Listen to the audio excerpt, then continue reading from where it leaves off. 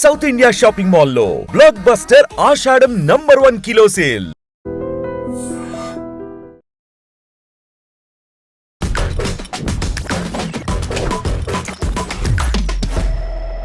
Hi hello నమస్తే, welcome back to our channel. నేను మీ వైషు.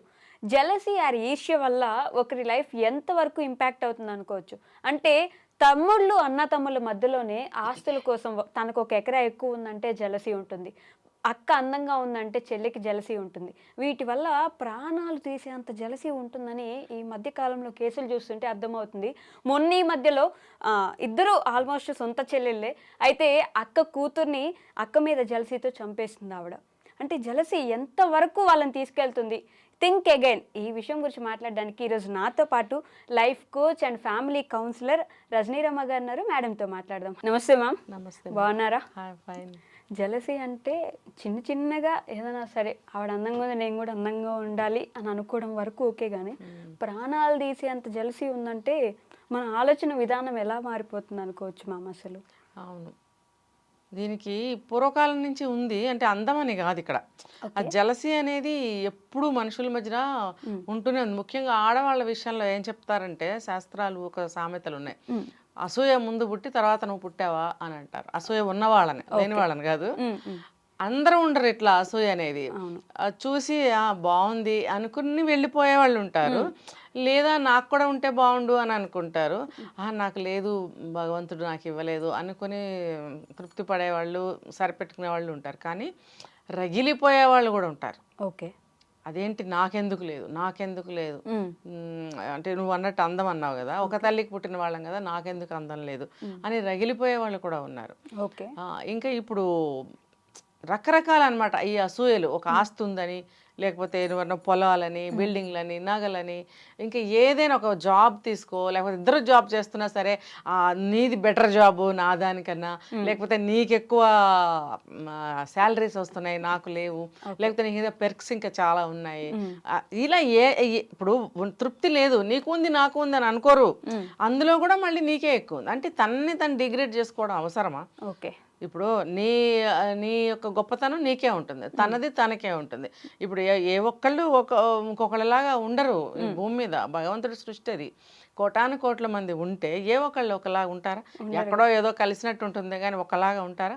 అలాగే అలా మనస్తత్వాలు కానీ, అభిప్రాయాలు కానీ, పనులు కానీ, వాళ్ళ జీవన విధానాలు కానీ ఏదైనా సరే ఒకలాగా ఉండవు. ఎవరి మనస్తత్వాన్ని బట్టి వాళ్ళ జీవన శైలి ఉంటుంది. తృప్తి పడ్డం ఆపేశారు కదా మ్యామ్ జనం, దానివల్లే ప్రాబ్లం లేదు. ఇంకా పాతకాలంలో చెప్పుకోవాలంటే ఈ అసూయలు అక్కడ వరకే ఉండేవి. ఇప్పుడు చంపుకునే వరకు వెళ్తున్నారు. అబ్బో, చంపుకునే వరకు ఎందుకు వెళ్తున్నారంటే, ఇది కాలం మారుతున్న కొద్దీ తిండి మారిపోయింది. ఆ తిండి లోపలికి వెళ్ళి జరిగే రియాక్షన్స్ ఎలా ఉంటున్నాయంటే ఇదిగో ఇలా ఉంటున్నాయి. ఇప్పుడు సాత్వికంగా ఎవ్వరు ఉండట్లే. మరి ఆ రోజుల్లో నాన్ వెజ్లు తినలేదా? తిన్నారు. మరి ఆ రోజుల్లో కోపతాపాలు లేవా? ఉన్నాయి. కానీ దానికి కొన్ని పరిమితులు ఉన్నాయి, కొన్ని పద్ధతులు ఉన్నాయి, కొన్ని కట్టుబాట్లు ఉన్నాయి. ఏ విషయమైనా సరే దేన్ని దాటి బయటకు వచ్చేవారు కాదు. జరగటం లేదా? జరుగుతూనే, కానీ కట్టుబాట్లు, పరిమితులు దాటి బయటకు వచ్చేవారు కాదు. ఇప్పుడు ఏది దేనికి అడ్డం రావట్లేదు. నాకు ఇది లేదు, అది నేను పొందాలి. ఎలా లాక్కునైనా సరే, దొంగతనం చేసైనా సరే, చంపైనా సరే.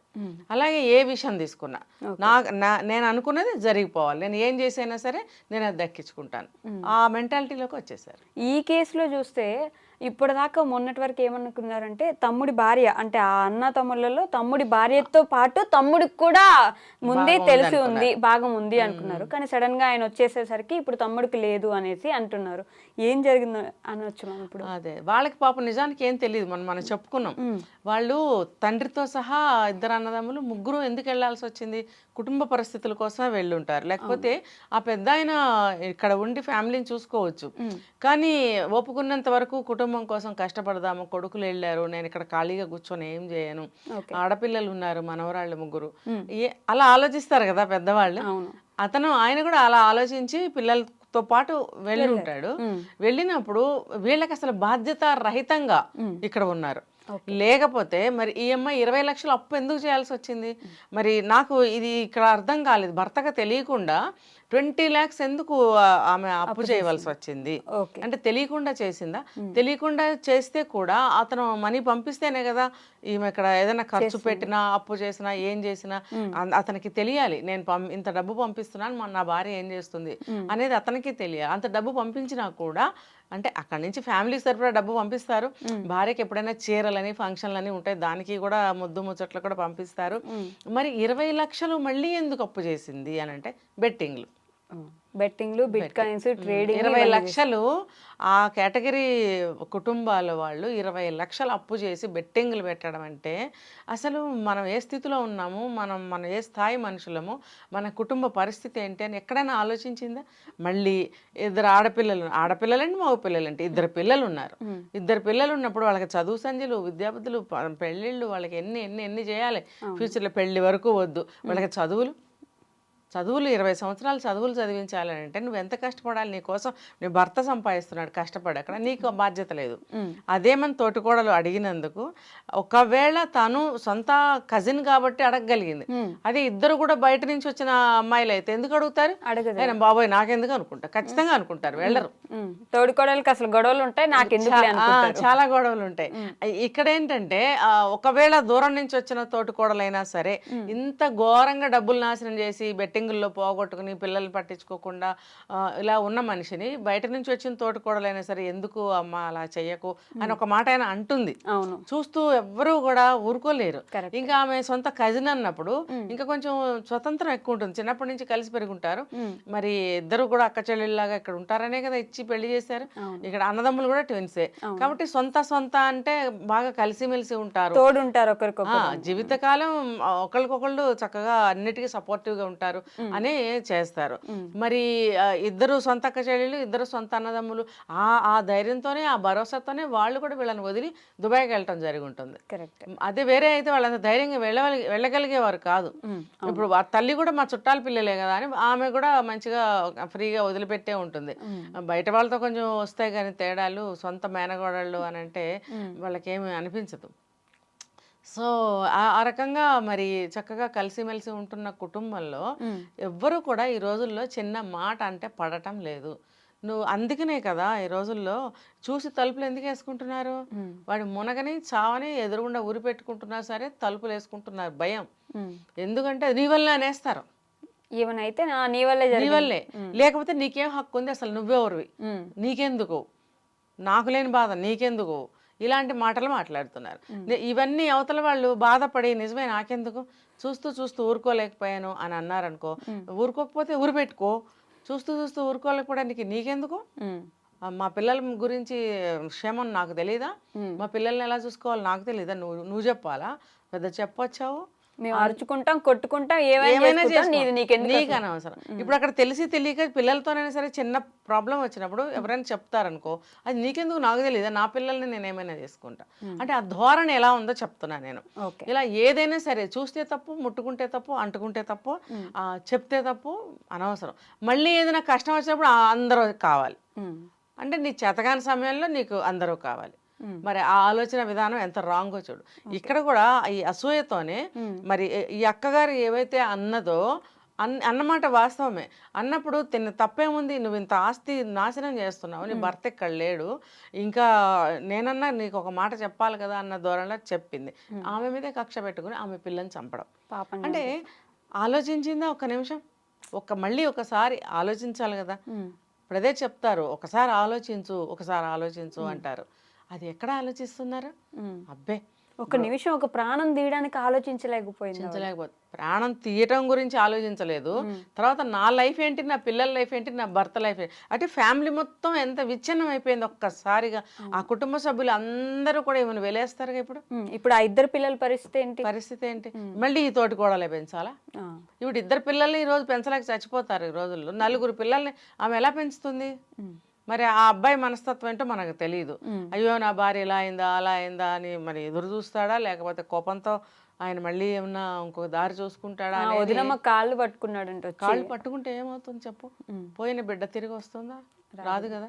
ఇంకా వాళ్ళ పిల్లలు ఇక్కడ ఉంటే ఈ అమ్మాయిల కసిరేగే అవకాశాలు ఉన్నాయి. అదే వయసున్న నా పిల్లని చంపేసింది, దాని పిల్లలు చక్కగా ఇక్కడ ఉన్నారు, నేను పెంచాలా.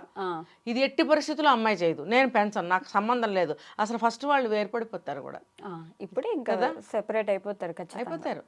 అసలు సొంత ఒక్క తల్లి కడుపున పుట్టిన వాళ్ళ మధ్యన అసూయ రగిలిపోతున్నారు. అక్క చెల్లెళ్ళ పిల్లలు అన్నప్పుడు ఏముంది వాళ్ళకి, అంత ఈజీగా తెంచుకోగలుగుతారు. నా కూతురు చంపేసింది నేను కూడా చంపేస్తా, లేకపోతే నేను దూరం. అంతే. ఇప్పుడు నేను ఎందుకు పెంచాలి ఆ పిల్లల్ని అని అంటుంది. అంటే ఒక బంధాన్ని, ఒక సఖ్యతని కోల్పోయింది కదా. అదే ఈ అమ్మాయి ఏదైనా వేరే కష్టంలో ఉంటే తనకి కష్టమైనా సరే ఆ పిల్లల్ని ఈవిడ పెంచేది. అవును, నువ్వు చేసిన పని మామూలు పని కాదు. అది దాన్ని ఒక పేరు ఏం పెట్టాలి, కడుపు సోకం మిగిల్చో కదా. కడుపు సోకం మిగిల్చి ఒక దారుణమైనటువంటి ఒక హత్య చేసావు. ఏదో ఆ పిల్ల కాలు జారి పడిన ఒక తోసేసిందా, లేకపోతే 2 దెబ్బలు కొట్టిందా, అలాంటివి జరగలేదు ఇక్కడ. పసిబిడ్డ ప్రాణాన్ని తీసి కట్టర్తోటి ఏంటది ఏది ఉంటే దాంతో చేసేస్తావా. చంటి పిల్ల ఏముంది, చిన్న పాప పుచ్చుక్కుమంటుంది అంతే. అదే మనిషేనా మృగమా? ఆ మనస్తత్వం ఎంత క్రిమినల్ మైండో చూడు. అంటే ఇప్పుడు ఎవరైనా ఇప్పుడు మామూలుగా చూస్తాం, ఒక సెల్ ఫోన్ వాడేటప్పుడు మొబైల్ ఏంటి ఎప్పుడు అందులోనే ఉంటావు, పిలిస్తే పలకవంటే కూడా మొబైల్ చూసే వాళ్ళకి ఎంత కోపం వస్తుందో తెలుసా. మామూలుగా రాదు, అమ్మో, ఒక సైకోలాగా అయిపోతారు వాళ్ళు. అలాంటిది ఈ అమ్మాయి అందులోనే ఉండి బెట్టింగ్లని, రీల్స్ అని మునిగి మునిగి తేలుతుంటే మరి చంపేంత కోపమే వస్తుంది. దీనికి అంతటికీ కారణము one of the mobiles, social media. అందులో ఎన్ని అట్రాక్షన్స్. ఇప్పటికీ కూడా నీ అంత పిల్లలు, నీ అంత అమ్మాయిల అబ్బాయిలు ఆ ప్రమోషన్కి మాట్లాడుతున్నారు అందులో బెట్టింగ్స్. ఇలా చెయ్యి, అందులో పెట్టు, మొన్న మన ఇద్దరం పెట్టాం, ఎంత బాగా వచ్చింది, మీరు కూడా పెట్టండి. ఒక పక్కన ఇన్ని చావులు అయిపోతున్నాయి, ఇన్ని కుటుంబాలు నాశనం అవుతున్నాయి, ఇంకా ఇలాంటివి ఎందుకు ఎంకరేజ్ చేస్తున్నారో నాకైతే అర్థం కావట్లేదు.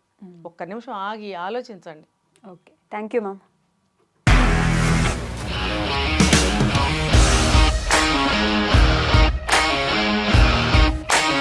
ఇండస్ట్రీలో కమిట్మెంట్ ఇష్యూస్ వస్తే నీకు కూడా వచ్చినట్టు? మార్నింగ్ తీసుకెళ్ళానంటే కొట్టి పడేస్తారు.